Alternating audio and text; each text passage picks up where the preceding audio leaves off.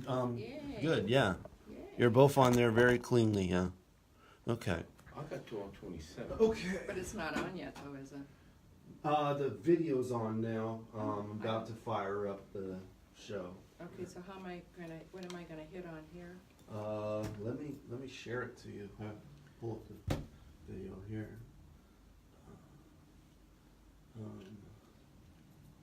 rainieravenueradio.world.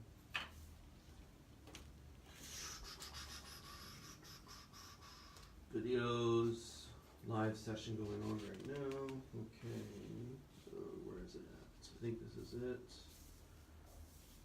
Okay. Already have 2 watchers. Okay. Oh, Karen and, Oh, so you already found it? Oh, no, I'm Okay. just saying, Karen told me she was going to watch or listen. okay. Phyllis may be listening, I Now, don't how know. do I Oh, pull my this hu- up here? Call. Click for more. He Okay. doesn't have Facebook. though. John has Facebook. No, I'm just talking about my husband. Oh yeah, Karen is watching now. Hi, Karen. Okay, share. Oh crap, I need to make sure I stay on time here. Okay, 30 seconds to start. Share.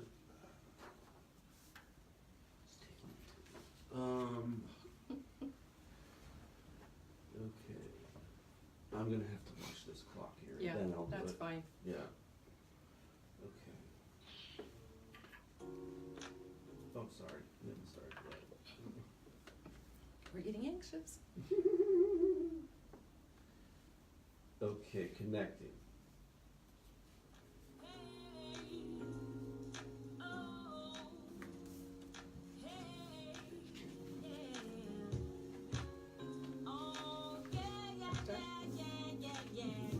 Thank you for joining us live on rainieravenueradio.world, website, Facebook page, and the TuneIn radio app. Your community radio station for Seniors Matter, with your host, Brenda Charles Edwards. Seniors Matter invites a variety of guests to discuss activities, issues, and resources that may impact the lives of older adults and their families. My special guest today is John Yasutake, host of Seattle Here and Now on rainieravenueradio.world. Originally from Chicago, he has been a resident of Seattle and active in our community for over 40 years. John and I will be talking about domestic violence and the elderly. If you have any questions during this show, please ask them on Facebook. Just before we get started and I introduce John, I just want to say our goal is to educate the community on different types of elder abuse and the warning signs. Society needs to be aware of the tools that are available before abuse actually happens and whom to seek and report it when it does occur. We're taking care of people, not things. Our elders have paved the road for us. They should be able to look forward to being taken care of as opposed to wanting to die or falling into depression because they simply do not look forward to this last transition in their life of vulnerability. This is not what they spend all those years of life working towards. Welcome, John. It's such a pleasure to have you on the show. Well, thank you very much for inviting me, and I appreciate that. Yes, I think this is a great segue into going into the month of October, which is the Domestic Violence Awareness Month. And as we talked about the subject matter of elder abuse, it is couched under domestic violence because in most cases it does involve family members. Right. So great opportunity to talk. Thank you very much again, Brenda. You're welcome, John. Before we get started, would you tell our listeners a little bit about your show? Well, my show is basically very much like yours, talking about things that are contemporary and impacting our community. That's why I give it, well, actually, someone gave me the title Seattle Here and Now, and that's wonderful. But we've done a series on a number of things. Domestic violence is one, human trafficking, things that impact our community. We'll be talking about things like gentrification and its impact, economic development, how it impacts our community, and specific to our community. We're talking about Rainier Valley, our basic geographic and demographic cut, and that's where I wanted to concentrate the show. I will be having the Chief of Police on live next week at All 2 o'clock right. on Wednesday the the 12th. Very fortunate to have her. And then 2 weeks later, I'll have the first Asian woman president of South Seattle Community College on, Dr. Rosanette Primando Cherenza. So that won't be Can you live. say that again? I said Rosanette Pirmando Cherenza. But like I said, we in the Pacific Northwest, we've had a number of wonderful, groundbreaking, historic events coming up. Like again, the chief, and of course, in light of all the things that have been going on, I also will be doing a series on race and racism and hate groups and hate crimes. I'll be working. Well, I will have guests from the DOJ, Department of Justice, coming up. So then we have a very variety of things. But on today's subject, I think it was a great opportunity, and we talked about it, Brenda. There is so much that has to be talked about that we don't talk about. Statistically, I was looking at the information, and it's sad because, first of all, the majority of the people that abuse individuals in the family and domestic violence, especially elder abuse, are family members. We talked about that. Yes, unfortunately, Yeah. that is true. Yeah. So, John, how would you define elder abuse? And yes, we know it is part of domestic violence. Well, there's categories of it there. You have physical abuse, of course, sexual abuse, emotional abuse, confinement, passive neglect and willful deprivation, and then financial exploitation. I mean, let's be honest, all of that is included under that mantle of elder abuse. And it's, again, more often than not, by a member of the family. So that puts it under that definition legally of domestic violence and domestic abuse. So, and that's unfortunate. And the thing that we have to understand is 1 of 10 ages 60 plus are going to experience this. But then we know that there's an underreporting going on. And it could be as high as 5 in 10 cases, 5 in 15 cases. And then, and I'm going to wrap that piece up by saying this. In incidences where you have abuse of an elderly person, they're more likely to have a result. It will result in death, 300% increase in the fact that they will die, 300% increase. In other words, statistically, any person who's an elderly person that gets abused, they have a 300% increased chance to die because of their treatment. So, and I guess I'm not saying it in as good a word or articulate as I can, but it is a problem. I would say so, John. So, is it categorized by race, ethnicity, gender? I know I hate that word. In other words, is it more prevalent among some groups as opposed to others, even gender? No, because some of the abusers are actually women too. Women are abusers, women are victims, men are abusers, men are victims. But the single salient feature about that is that in most cases, the majority of the time, it is a family member that's doing this. I mean, we said the realm: physical abuse, sexual abuse, emotional abuse, neglect, deprivation, financial exploitation. It runs the whole gamut. There is no ethnicity, there is no demographic that says it's one group or the other. It could be rich families, it could be poor families. It could be families that are addicted, families that aren't addicted. And that's the one thing we find out about domestic violence. Domestic violence is encouched with people who are abusive with respect to drugs and alcohol. Right. That's really interesting. You would think that there's that association, but there isn't a link to that. So that's what that is. I mean, it's a prevalent problem that cuts across all socioeconomic statuses. If you're just tuning in, you're listening to Seniors Matter with your host, Brenda Charles Edwards, live on www.rainieravenueradio.world, the website, Facebook, and in the TuneIn Radio app. If you have any questions during our show, please ask us on Facebook. Today, my guest is John Yasutake, host of Seattle Here and Now on rainieravenueradio.world. And John and I are talking about domestic violence and the elderly. So, John, how is the aspect of culture involved? Social, economic, status, religion? Well, All of the above? yeah, there are many myths involved with that, and there's a lot of misconception. One of the major problems, if we're talking about select groups, let's say recent immigrants who are not as well versed in English and understand the organizational structure of how law enforcement works, or political, let's just say their lack of awareness how the structure works. Many of them come from places where when you go to law enforcement, that is not good. Right, you'll end up getting arrested. Yeah, and so there is this undercurrent of fear, and that's the basis for much of the underreporting, is the fact of the consequence of my reporting it. Is it going to create even a greater problem for me? And that's one of the things. I mean, language is a barrier, culture is a barrier. And again, there are groups, and I am from a ethnic group that is very internal. We Japanese have a term called enryo. We don't share our emotions. We keep everything internalized. Many culture groups are based on that. Again, but then you add the fact of recent immigrant status, lack of understanding of or being versed in English and understanding the social structure and the political, all of those things. That's a factor that plays into that.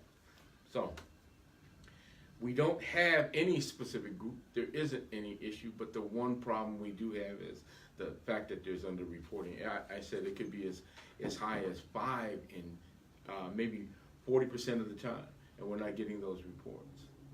Well, I know when we were talking about the elder abuse part of it and it being a family member, a lot of that comes with the financial aspect of abuse too, because they will get in charge, they'll get power of attorneys and financials, and then they will just rob them blind by instead of spending money on their medical needs or paying bills, whatever, they're spending it on themselves. Yeah. So it's really unfortunate that you have to worry about your own family, whether or not they're going to take care of you. I recently read an article about a nurse at Burien Rehab Facility that sexually abused a patient.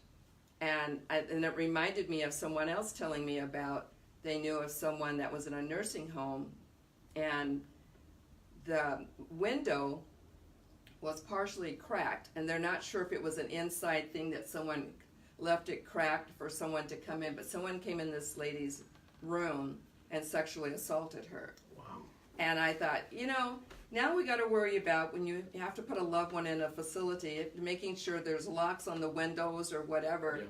And then even with that can cause a hazard if there had to be an evacuation or something. So, I mean, it's just really hard to understand why someone would want to take advantage of someone. But unfortunately, it happens, and if you don't report it, then it's going to keep on happening. Yeah, that's exactly right. And there are aspects of elder abuse coming into this manner of domestic violence, but elder abuse that are more vulnerable, those that have dementia, those that suffer from some of those afflictions, Alzheimer's. I mean, there is some statistical data that'll just blow your mind. Us estimates, this is underreported though, elder financial abuse and fraud cost older Americans in the range of $2.9 billion to $36.5 billion. It cost who that? It cost us, the individuals in that range, older Americans, that range of fraud and abuse cost elder Americans, financial abuse, etc., and fraud, $2.9 billion to $36.5 billion annually. I mean, that's incredible. And again, there are certain individuals who suffer, Alzheimer's, dementia, that are more subject to be taken advantage of. I just heard this, and this morning about a case where there was someone at a prominent nursing facility that was abused by 2 caregivers, and they tried to cover it up by telling the woman that she was just imagining things. Yeah. But as it turned out, they did find out that this really did happen. So these 2 people have been fired. So that's good to know. Yeah. But what I want to know, when you talk to Chief Carmen, would you ask her what kind of action are they taking about this? Because I would really be curious to know. Well, again, one of the big problems is the underreporting. Remember, when you have an elder person under the care of a family member, and that family member is abusing them, there's not going to be any channel of information going out. You mean they won't be able to call out and say help? Thank you. And again, it's especially and specifically really detrimental when the individual suffers from dementia or some form of Alzheimer's or is infirm. And so, like I said, it is up to other family members then that care about this individual to take a look at what's going on. But how are they going to know, John? Well, there are some signs. Of course, the issue of unusual cuts, bruises, those kinds of things. Fear, maybe? Fear, yeah. And they're crouching in a corner or something when normally they're social. Yeah, and you'll see, like I said, unexplained withdrawal from normal activities. They normally upbeat, that kind of thing, and then all of a sudden it changes, personality changes. And then you talk about sudden change in financial situations. It should be that there is at least a check and balance on who has the fiduciary responsibility, not just one person. There should be at least another person to oversee that or an executor of some kind. And then you physically have to look at bed sores, which means they haven't been moving, they haven't been changed, the cleanliness, all of these things, and then how a person reacts when they see someone come into a room or things like these are tips. That's true. If you've been abused and your abuser comes into the room, you're going to react. That's true. I mean, there's some visceral kinds of responses. So those are just some of the things. I mean, again, it's an imperfect science because we're dealing with humans and human nature. For those of you that are just tuning in, you're listening to Seniors Matter with your host, Brenda Charles Edwards, live on the Rainier Avenue Radio World site. Live on the rainieravenueradio.world website, Facebook, and the TuneIn Radio app. John Yasutake, host of Seattle Here and Now on rainieravenueradio.world, is my guest today. John is originally from Chicago and has been a resident of Seattle and active in our community for over 40 years. And today we're talking... What, John? I said I'm 45 years old now. I was not going to talk about your age, John. Our topic has been domestic violence in the elderly. Okay, John, what can we do to help prevent elder abuse? Well, again, that's a good question. I am going to specifically ask the chief. Good. Because, we learn as we go as a society. There was a time when there wasn't even a domestic violence unit in the police department. And there is one now? There is one now, and it's basically a requirement. All police departments must have some form of service providers for domestic violence. Good. Remember, rape wasn't an issue, and all of these things that had to come. Yes. Unfortunately, people were victimized, but there are a lot of resources out there. You got the what's called ACL, Administration for Community Living. You got the U.S. It's actually there are different centers. The AARP does a lot of work in there, and you're familiar with them, you're involved with them. Yes, I am. The mayor has a office of mayor, has the city of Seattle, I think it's the Office of Aging, things like that. These are things that are associated with growing older. Unfortunately, that's a fact of life. Abuse and those kinds of things happen. You have the CFPB, which is the Office of Financial Protection for Older Americans, and they can give you guidelines, just like ARP does training on how to handle finances for individuals. You have the Elder Justice Coalition. You have a few organizations nationally. What's the National Council of Aging or something like that? There's things like that. There are resources. John, hold up a second. Yeah, go ahead. So you said something about justice. Yeah. What is that one again? It's called the Elder Justice Initiative. There's one, and you have the Elder Justice Roadmap Project. You have the Elder Justice Coalition, which is, again, and those are national organizations? Yeah, these are national organizations. Oh, my, that's great. And, of course, AARP is the linchpin of a lot of those points of contact. And then, again, churches, too. Churches have a role to play because of the fact that they provide, the spiritual piece, but they also do, many of our ministers, pastoral individuals are trained to deal with family counseling issues like that. The bottom line is this. If you suspect this is going on, you've got to act. You have to do something. You can't just sit back because it isn't going to change. It's not going to get better. And again, we're talking about a population that has served us, that has supported this country, this nation, and they should be allowed to live their life free of all these the shackles of being harmed or hurt or being neglected and being exploited. It's only right. Well, not only that, John, if we are blessed, we're all going to get older. Yes. And hopefully our own family would treat us with the respect that we deserve. But I'll say one thing on that though.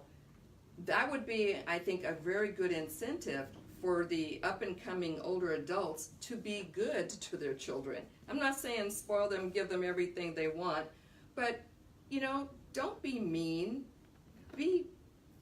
Treat someone like you want to be treated.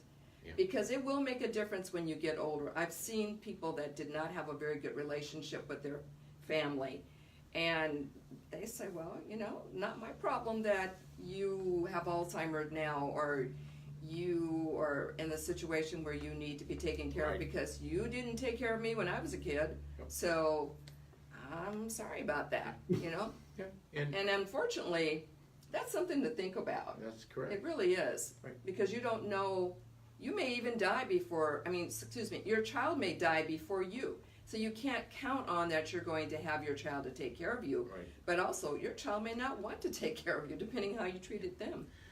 And there are a number of programs that involve elders so they won't feel isolated and be isolated. But they say, there are some safeguards that we have to go through.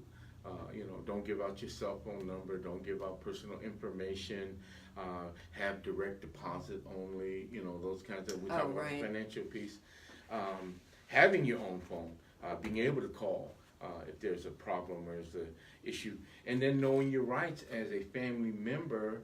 If you put somebody in a home of some kind or some, that kind of situation, what your rights are, and then do your work, do your homework, find out what kind of track record this organization has, that kind of thing. Well, and I've said this on more than one occasion, that it is important to have your documents in order, have your will, have your power of attorney. But when you do a power of attorney, know too that you can change it anytime you feel like someone is not in your best interest. So just because you initially did something doesn't mean it has to stay that way. And hopefully you are able to do it while you're still in your right mind and healthy. Yeah. So if you're just tuning in, you're catching the last of us on Seniors Matter with your host, Brenda Charles Edwards. And we have been live on rainieravenueradio.world website, Facebook page, and the TuneIn Radio app. If you have any questions for us, please ask them on Facebook, and we'll try to answer them to the best of our ability. John Yasutake is the host of Seattle Here and Now on rainieravenueradio.world, and we've been talking about domestic violence and elder abuse. John, when am I coming on your show? October is Domestic Violence Awareness Month, and we're going to continue this discussion and get into other aspects. Domestic violence is a problem we have in this country. 3 out of 5 women will experience some form of domestic violence in their lifetime. 3 out of 5. And if you do the statistical array and the computation, 52% of the population in this country are women. Oh, then let me say something about that. Now, domestic violence and women. Women, you can be abused physically, but you can also be abused mentally. And in a way, I think being mentally abused is worse than physical, because the man is making you feel like you're worthless. You have to do what he says you have to do. You have to dress the way he wants you to dress, wear your hair the way he wants you to dress. And then eventually he will make you feel like if he gets mad, it's your fault. Well, ladies, it's not your fault. And if you come in contact with that type of man in early of your dating, dump him. You are better than that. No woman, and no man either, because men sometimes get abused. But just know you don't have to take that. I'd like to thank John Yasutake, host of Seattle Now, Here and Now on Rainier Avenue Radio, for joining us on Seniors Matter and sharing his views on domestic violence and the elderly. John, I know I'll see you on your show next month, so thank you and God bless. Oh, thank you, man. I appreciate it. Looking forward to it. Join me every Friday at 12:30 as we keep you informed about activities, resources, and issues that impact the lives of older adults, their families, and our community. Please tell your friends and relatives about this show. It's here for you. That's Seniors Matter on rainieravenueradio.world. Until next time, thanks for listening, and live your life like it's golden. Hey, mic's off. So people can actually call in? They can message on the Facebook Live. And you know, I They didn't. can comment, they can question, but they didn't do it today. Yeah, and I didn't get. How did you send that share to me? I Facebook messaged it to you, but I guess I can share it to your wall next time. I mean, it's trial and error right now. So. Yeah, because I didn't. I thought I had it, but when I looked at it, it was the old ones I had already done. Huh? Yeah, we're all. End the video. What? You should end the video. Oh, okay. Well, the show's technically not over. It's just playing the music at the end. So. Are you guys were talking like about this? Oh, they usually answer questions at Yeah. that time, but we didn't get any this week. But please, feel free to ask us questions during our show next week. Hey, John will be live this Wednesday at 2 p.m. with Chief Carmen Best. Make sure you tune in then. All right, goodbye.